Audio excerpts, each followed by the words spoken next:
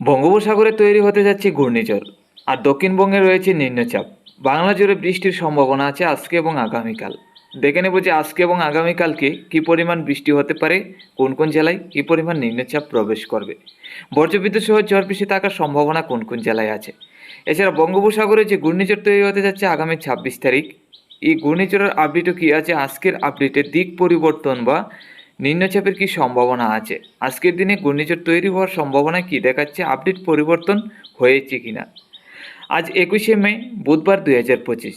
দেখুন আজকে সকাল থেকে যদি আমরা নিম্নচাপ এবং বৃষ্টির সম্ভাবনাটা দেখি, তাহলে আজকে সকালের মধ্যে গেলে দেখতে পাচ্ছি সকাল থেকে বাংলাদেশের উত্তরে রংপুর, সিলেট, ময়মনসিংহ, এছাড়া উত্তরবঙ্গে শিলিগুড়ি, আলিপুরদুয়ার, গুয়াহাটি এসব জেলাগুলির মধ্যে রয়েছে নিম্নচাপ, বজ্রবিদ্যুৎ সহ দমকা জোরো হওয়ার সাথে রয়েছে ঝড় বৃষ্টি। আমাদের ত্রিপুরা সহ বাংলাদেশের দক্ষিণের জেলা আসামের শিলচরের দিকে কিন্তু মোটামুটি পরিষ্কারই দেখতে পাচ্ছি। সকাল থেকে তেমন বৃষ্টির কোনো সম্ভাবনা নেই মেঘলাভাব থাকলেও। আজকে দুপুরের মধ্যে গেলে এই নিম্নচাপে চলে আসবে ঢাকা, কুমিল্লা, খুলনা, বরিশাল, চট্টগ্রাম এবং আমাদের ত্রিপুরা রাজ্যের দিকে। যার কারণে দুপুরের মধ্যে এইসব জেলায় 12টা থেকে 1টা বা 2টার মধ্যে ঝড় বৃষ্টি হবে এইসব জেলাগুলির মধ্যে। উত্তরের জেলাগুলির দিকে পরিষ্কার হবে। বিকাল থেকে সন্ধ্যা রাত্রির মধ্যে গেলে দেখতে পাচ্ছি খুলনা, বরিশাল, চট্টগ্রামের দিকে বৃষ্টি হবে সন্ধ্যা রাত্রির দিকে। আমাদের ত্রিপুরার দিকে পরিষ্কার হবে কিছুটা। বাংলাদেশের উত্তরে রংপুর, সিলেট, ময়মনসিংহের দিকে পরিষ্কার হবে। মধ্যরাত্রির মধ্যে গেলে আমরা দেখতে পাচ্ছি আজকে আবারও নিম্নচাপগুলি চলে যাবে বাংলাদেশের উত্তরে রংপুর, সিলেট, ময়মনসিংহ, রাজশাহীর দিকে। এছাড়া উত্তরবঙ্গে শিলিগুড়ি, আলিপুরদুয়ার, গুয়াহাটির সাইড নিয়ে এইসব জেলায় বৃষ্টি হবে মধ্যরাত্রির মধ্যে।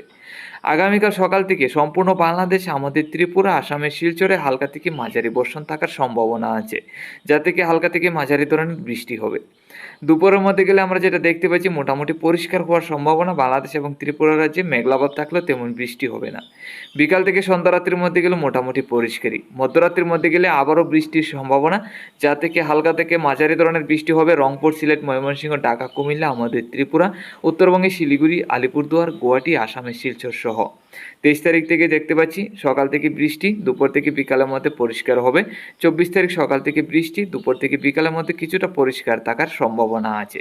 25 তারিখের মধ্যে সকাল থেকে বৃষ্টি হবে, বিকাল থেকে দুপুরের মধ্যে পরিষ্কার হবে। আর 26 তারিখ থেকে তৈরি হয়ে যাবে ঘূর্ণাবর্ত। তো নিম্নচাপ এবং বৃষ্টির সম্ভাবনাটা কিন্তু কমছে না। আগামী দিনে বাংলাদেশ এবং ত্রিপুরা রাজ্যে বৃষ্টির সম্ভাবনা রয়েছে। আগামী দিনগুলোতে কিন্তু ঝড় বৃষ্টি থাকবেই।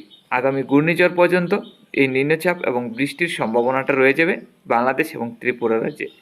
এছাড়া 26 তারিখের মধ্যে গেলে দেখুন কত বড় একটা ঘূর্ণাবর্ত। এর মধ্যে নিম্নচাপ থাকবে দক্ষিণ মধ্য বঙ্গোপসাগরে, ঘূর্ণাবর্তটা থাকবে আন্দামান দ্বীপপুঞ্জ হয়ে মায়ানমারের সাইড নিয়ে।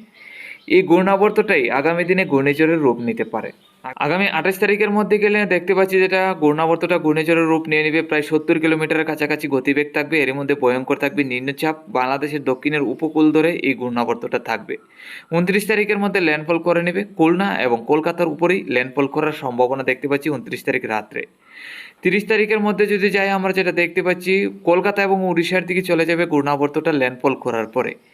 গতিবেগ তখনকার সময়ে 29 তারিখ থেকে 30 তারিখের মধ্যে প্রায় 120 কিলোমিটারের কাছাকাছি। 31 তারিখের মধ্যে গেলে উড়িষ্যা এবং কলকাতার দিকে চলে যাবে এই ঘূর্ণাবর্তটা। তো বন্ধুরা এখনো দেখতে পাচ্ছি খুলনা হয়ে কলকাতা এবং উড়িষ্যার দিকে এই ঘূর্ণিঝড় যাবে 120 কিলোমিটার গতিবেগ নিয়ে।